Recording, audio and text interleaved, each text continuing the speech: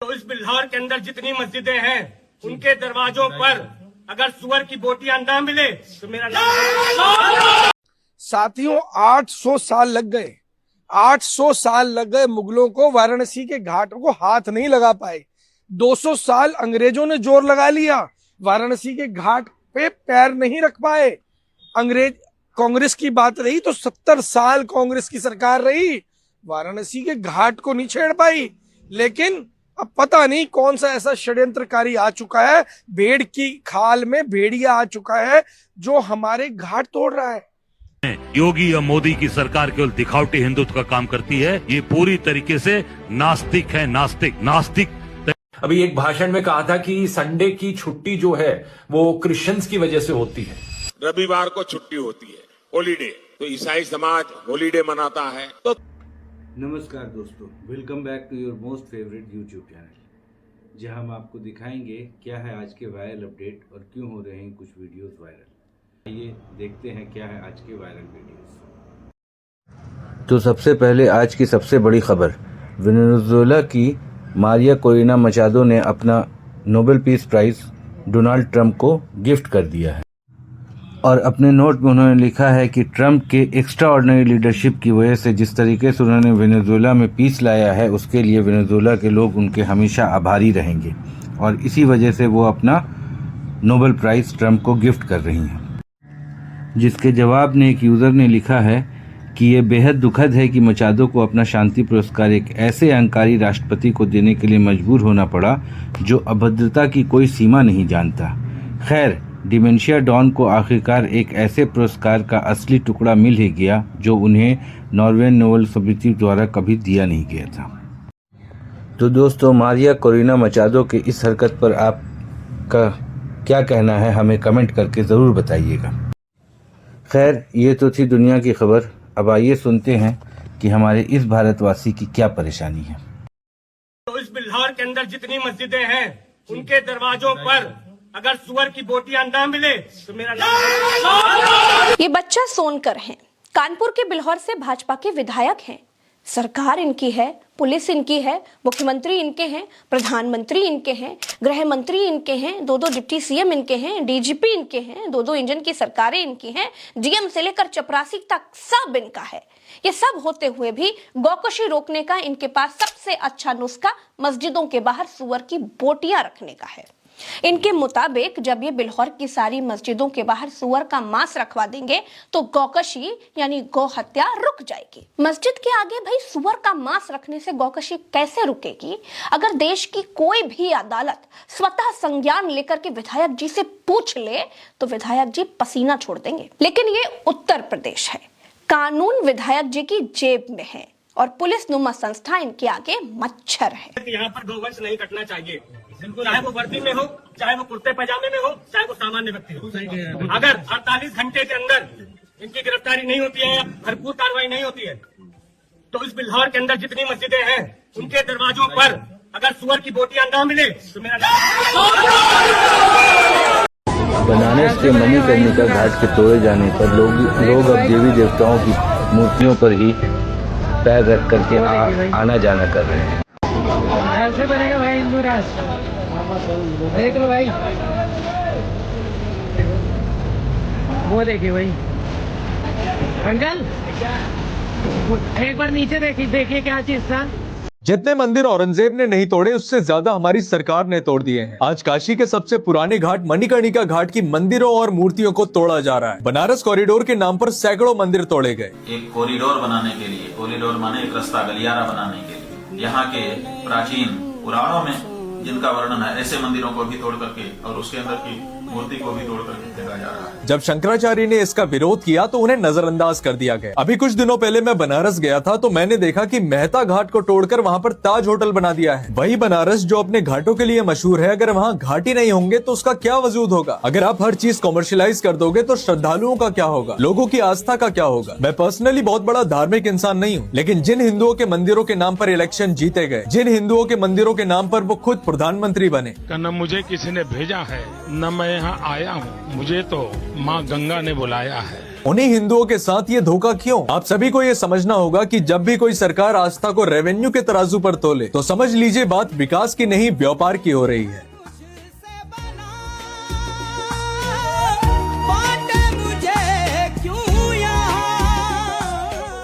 ये मोदी जी का पुराना इतिहास है। गुजरात में जब मुख्यमंत्री थे तब भी इन्होंने सैकड़ों हजारों मंदिरों को तोड़ा था और उस समय के तत्काल जो हम ये विश्व हिंदू परिषद के अंतर्राष्ट्रीय अध्यक्ष थे अशोक सिंघल जी ने उसका विरोध किया था और उन्होंने कहा था कांग्रेस ने आज तक कभी भी मंदिर को भी ध्वंस नहीं किया, कभी मंदिर को नहीं तोड़ा, कभी धार्मिक भावनाओं को हाथ नहीं किया। मोदी जी ने वहाँ पर पूरी तरीके से उसको ध्वस्त कर दिया। किसी ने मुझे भेजा नहीं, माँ गंगा ने मुझे बुलाया है। उस माँ गंगा की दुर्दशा देख लीजिए। वहाँ पर एक क्रूज चला रहे हैं, क्रूज, और उस क्रूज आपके सामने वीडियोस आप सब लोगों ने चलाया, आपने देखा है कि उसमें से मलजल पूरा गंगा मैया, पवित्र गंगा मैया के अंदर मलजल गिर रहा है और अभी उस पे एनजीटी ने 5,000 रुपए का जुर्माना भी लगाया है और स्वामी विवेकानंद जी का नाम रखा है उस क्रूज का। स्वामी विवेकानंद का भी अपमान कर रहे हैं। स्वामी विवेकानंद का के नाम से उसको चला रहे हैं और चला कौन रहा है? वहाँ का लोकल आदमी नहीं चला रहा, गुजरात के ठेकेदार चला रहे हैं। गुजरात के ठेकेदार, बाबा विश्वनाथ के कॉरिडोर को तोड़ने वाला वो भी गुजरात का ठेकेदार, मणिगंगा घाट को तोड़ने वाला वो भी गुजरात का ठेकेदार, सारे गुजरात के ठेकेदारों को काम दे दिया। और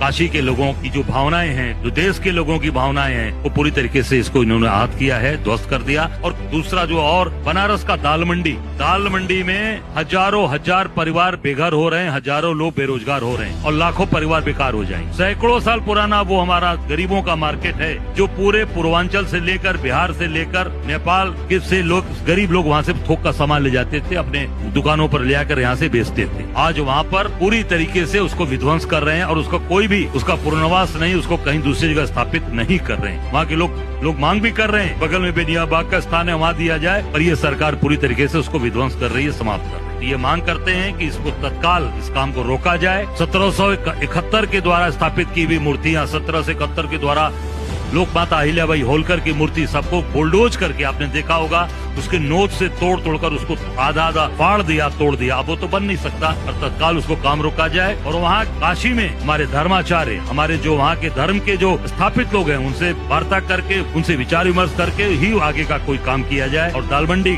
को बुलडोज होने से, दाल मंडी को जो बर्बाद कर रहे हैं उसको रोका जाए और उसको पुनर्वास की उसको पूरी व्यवस्था की जाए। ये हमारी मांग है। ये कौन है? योगी या मोदी की सरकार केवल दिखावटी हिंदुत्व का काम करती है। ये पूरी तरीके से नास्तिक है, नास्तिक तरीके से ये काम कर रहे हैं और पूरी तरीके से ये हिंदू जो भावनाएं हैं उसको आहत किया और बनारस की जो हमारी मान्यताएं हैं, जो हमारी मर्यादाएं हैं, उसको पूरी तरीके से विध्वंस करने का काम किया। साथियों, 800 साल लग गए, 800 साल लग गए मुगलों को वाराणसी के घाटों को हाथ नहीं लगा पाए।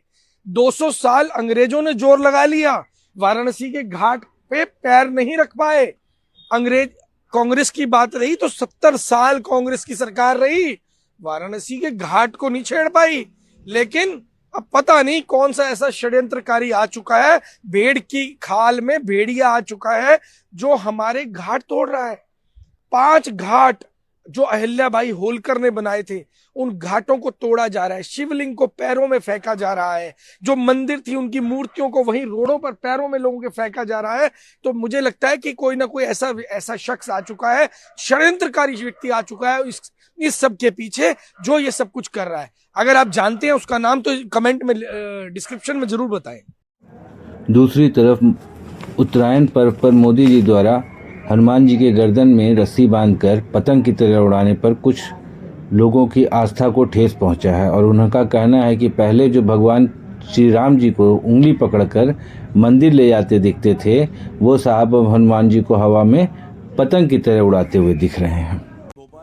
आज की एक और वायरल वीडियो है जिसमें भोपाल में पानी जांच करने का काम गड्ढा खोदने वाले मजदूर को दे दिया गया, जिसे इस काम की जरा सी भी जानकारी नहीं है। आइए देखते हैं क्या है पूरी खबर।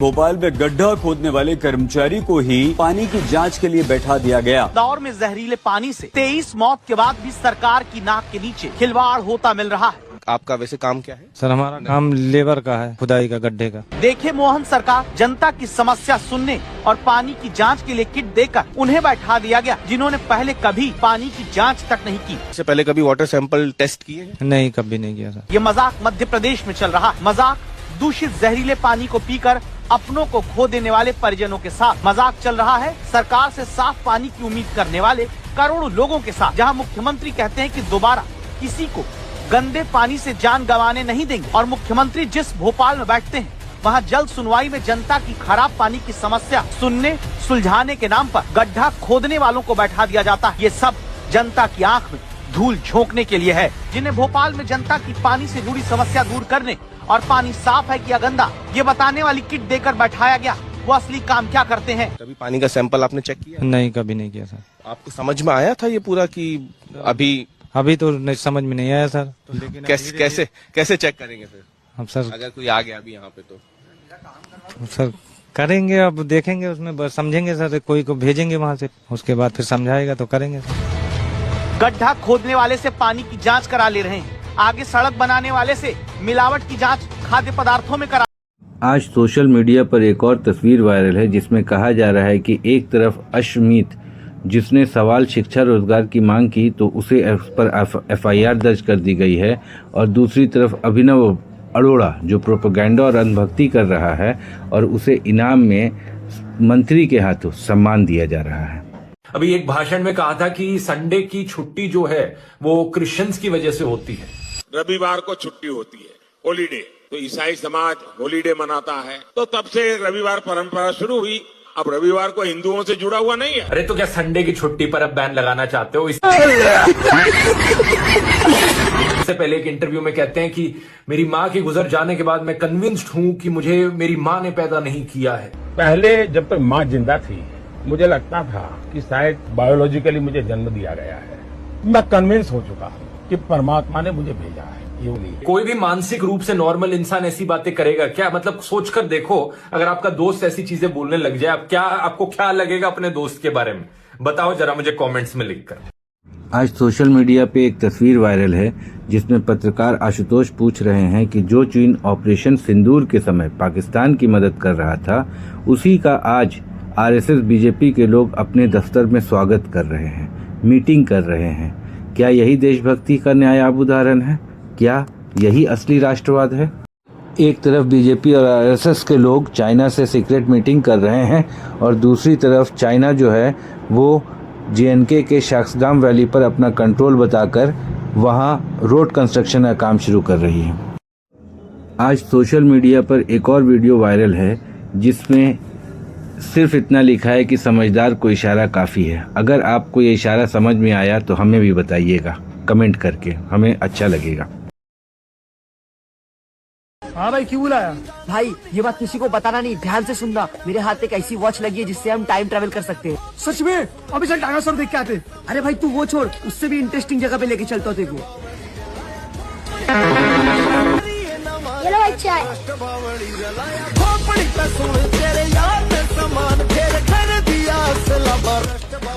चल भाई अपने टाइम पे वापस चलते हैं। चल चल चल।